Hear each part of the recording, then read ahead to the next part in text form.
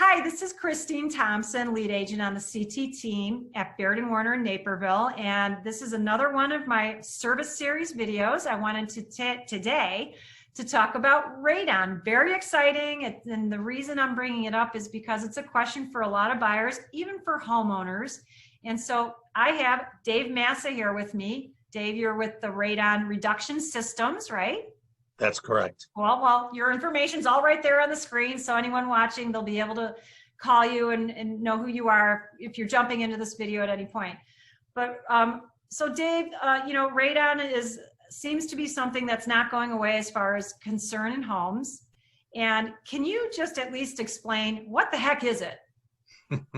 What is radon? well, I'm going to come right back at you with a question. Do you want the answer that I learned to impress people, or do you want the short, boring answer? I want the short, boring, layman terms. Just cut to the chase. What the heck is radon? All right. Well, I'm going to give you both. Okay. So please ask me one more time. What is radon? How is radon even made? You know, where does it come from? What does it mean? You know. Well, radon is any radionuclide that undergoes exactly 2.7 times 10 to the negative 12th radioactive disintegrations per second. Okay, I'm not going to remember that. We just learned that to impress our friends, but yeah. Really, radon gas is a naturally occurring gas.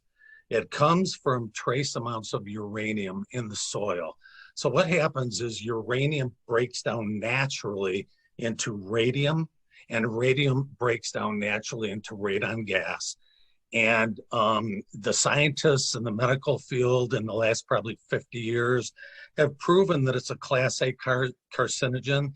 The only known threat right now is lung cancer. Okay, so no brain cancer or any other kind of weird stuff going on, just lung cancer. That's correct. All right. So how can they find out if they have radon in the home? What's the process, the correct process? Because, you know, we hear about, oh, just go to the Home Depot and get a can and put it in your basement. You know, what's a dependable way of knowing you have radon in the house? Well, number one, Christine, the Environmental Protection Agency started recommending every homeowner do a test for radon. And you have to do it specifically. There are testing devices out there that are specific to testing for radon gas. So the recommendation, every homeowner do a test. You can do it a few ways. They make good, decent, passive testing devices, something that you could buy at Home Depot, Menards, Lowe's, probably any hardware store. Or if you want the absolute most accurate test results, you'll hire a professional. The radon testers in the state of Illinois, they have the devices with all the bells and whistles. They pretty much brush your teeth for you. Okay. But you'll pay a little extra, but that's the recommendation, and those devices are extremely accurate. All right, so I'm gonna just interject here for all of you homeowners out there. If you go and get a professional test, or if you get the kits or the passive test that Dave talked about at the store, and it comes in at 4 picocuries or higher, right, Dave? The recommended action level is 4.0 picocuries per liter or higher. Mm-hmm. Yes. So that's what the EPA says. At that level or higher, they considered unsafe levels, correct?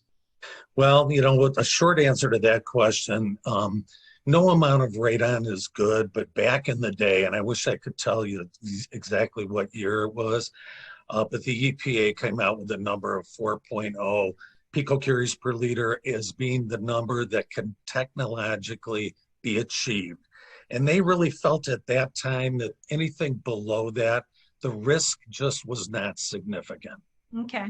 I heard in Canada, they're I don't know if they call it Department EPA, but I heard there it was like 6.2 or something, a little bit different number. You know what, Christine, I will say this. When we first got into the business back in '91, I heard that Canada's action level is 22.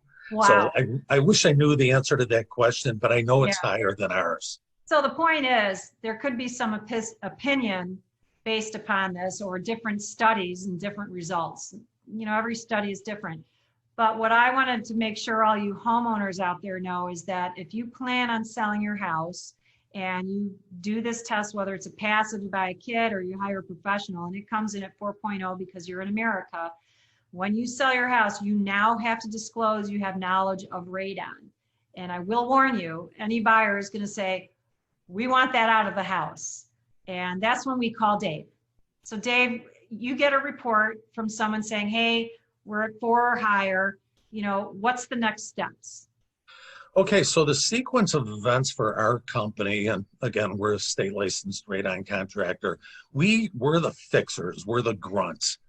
As an ex-plumber, we install the piping, which is nothing more or less than PVC plumbing pipe.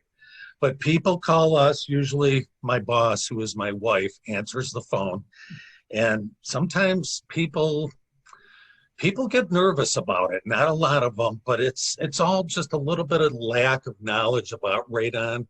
A radon problem is really easily fixed. It takes one day to do. But most of our customers are people that are selling their home. So they're looking for an estimate to do radon mitigation at their house. So typically before COVID-19, I would go to the property, a 25-minute little nice meeting, and leave them with an X amount of dollar estimate on what it would take to fix their house. Mm-hmm. Now, when work is done, Christine, we cannot test our own work. So typically, once the work is done, typically a buyer will request that the seller pay for a post-installation test. Yes, they do. Yeah. To prove that what we do is effective. So the state of Illinois demands that we guarantee our work. So we have to get that house below 4.0. And if we don't, everything is on us from that point. Good. But we might fix 400 to 500 homes a year. And I would say 95% of those are real estate driven. Oh, I believe that. Yeah, for sure. What is for people that aren't familiar with the radon system at all that you're putting in, can you give a general description of it? What you're doing, what's happening to the house? They get nervous about what's it going to do to our house and where's it going to be? Is it going to be right smack in the middle of a room or what? They don't know it at all. Yeah, well, for anybody listening out there, I always say this to people that want to listen. I wish I could say that what we do is rocket science or brain surgery, but especially being an ex-plumber and putting PVC pipe and fittings together for 43 years, believe it or not, it's a small network of PVC plumbing pipe. And on the property somewhere, there are rules where we can put this inline duct fan. And this inline duct fan, along with PVC pipe, is our radon duct work.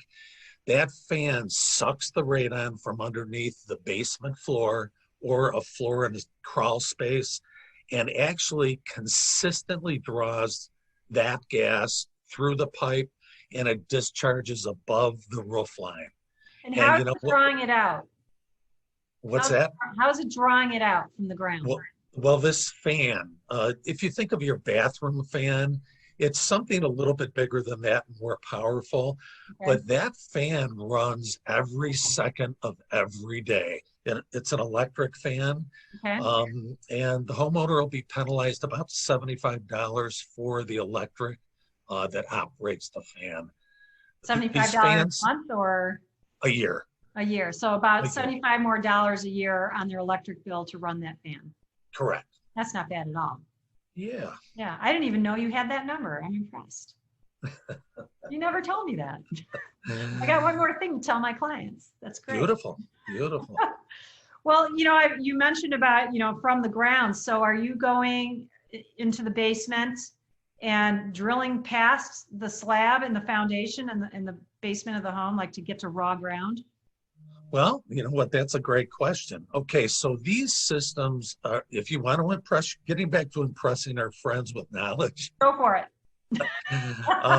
If you want to impress your friends, these systems are called sub-slab depressurization systems. If you don't care about impressing your friends, you just say sub-slab suction. Basically, we're drilling a hole in the basement floor. A pipe is inserted in that hole, and you're creating a suction from underneath the basement floor. Wow. Now, something you guys might consider interesting, in the Chicagoland area, building codes demand that your basement floor be a minimum of 4 inches thick, and that there be a minimum of 4 inches of aggregate or gravel. So basically that porous material that's underneath the basement floor, this fan easily draws any gas, any soil gas, radon being one of those, slowly through all these nooks and crannies over to the point of suction, up and out. Wow. And you know what? These systems are extremely effective. Like if we do 100 homes, we might fail 2. And believe me, it's not because we're a rocket scientist. I've never heard of any of your systems failing. I've never. Well, you know. But I haven't in my instances. But so one question: I've seen some radon systems where it goes into the sump pump pit. What's your opinion on that?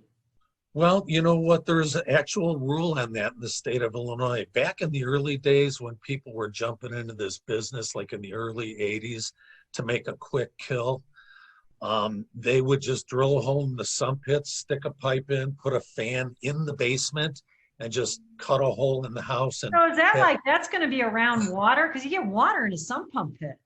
Is that going through the water? Like water could be around that? And is it going past the floor of the sump pump? It's just going slightly into the pit, so it would never get into the water. What if the sump pump pit fills all the way to the top? Well, then you've got a bad sump pump. There's a mechanism called a switch on a sump pump that when the water gets a specific height, it triggers that switch that kicks the pump on. And not our pipe, but back in the day, the main suction point in that pit is never near that level of water. Okay. So, but to your point, is it proper though to have a radon pipe in a sump pump pit? Well, the rule in the state of Illinois is we have to drill a hole in the floor, except, and we just did one of these last Friday, there's heating lines called radiant heat in a basement floor. Okay. They're mechanical lines that go back and forth all across the basement floor. Or if you have conduit, if you're not sure what's underneath that floor when you drill it, we're allowed to put the main suction point in the pit lid. Okay, all right. Well, great question. I've seen it in just a few homes and I'm like, is that okay or not? Never know. So it's a case by case then. Right. Okay, right. Cool. Well, you've been a plethora of information as expected, and I appreciate your time, Dave. Well, thank you. It's always good seeing you. Thank you for everything you've done for us over the years. And it's a privilege to be on the show with you. Love to have you here. Everyone watching, again, this is Dave Masa with Radon Reduction Systems. He's awesome. If you're ever in a pickle, call Dave. He can help you out. He's awesome. And I really appreciate all of you watching this show. And if you know anyone that is a little bit curious about radon and needs some information, tell them about the show and they can watch it. And of course, if they have questions, they can call Dave or me, and we're happy to help you or anyone you know out. So be sure to like the video if you're watching on social media, and it'll be on YouTube as well. And you guys all have a great day. Thanks for watching. Thanks, Dave. Thank you so much. Take care. You too. Bye-bye.